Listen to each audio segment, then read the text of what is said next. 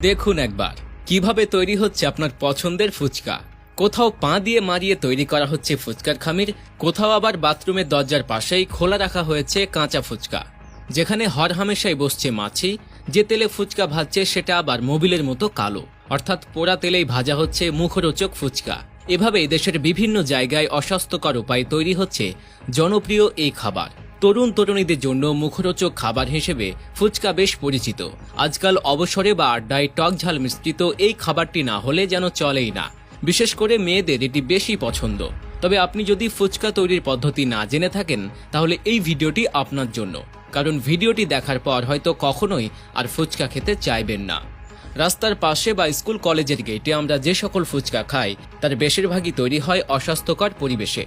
কুমিল্লার দাউদকান্দির এই ফুচকা তৈরির কারখানার কথাই ভেবে দেখুন, যেখানে দেখা যাচ্ছে চারদিকে খোলা অস্বাস্থ্যকর পরিবেশে ঝুপড়ি ঘরে পোড়া তেল দিয়ে ভাজা হচ্ছে মচমচে ফুচকা। আর খালি গায়ে যারা ফুচকা তৈরি করছে তাদের শরীর থেকে ঝরছে ঘাম।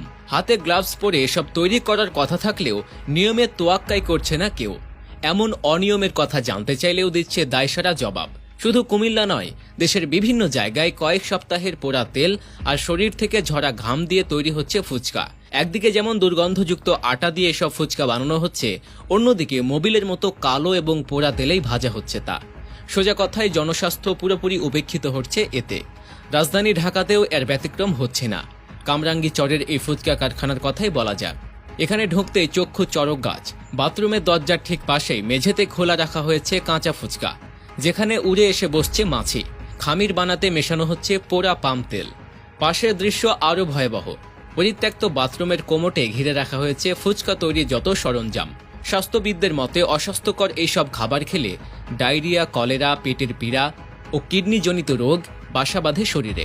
শুধু তাই না, মরণ ব্যাধি, ক্যান্সারে আক্রান্ত হওয়ার ঝুঁকিও থাকে। বিশেষজ্ঞদের মতে ফুচকা, ভাজা, পরোটা সহ যেসব তেলে ভাজা খাবার আমরা খাই সেগুলোর বেশিরভাগই দূষিত। এগুলোতে বিভিন্ন ধরনের জীবাণু, ক্যান্সারের উপাদান আছে।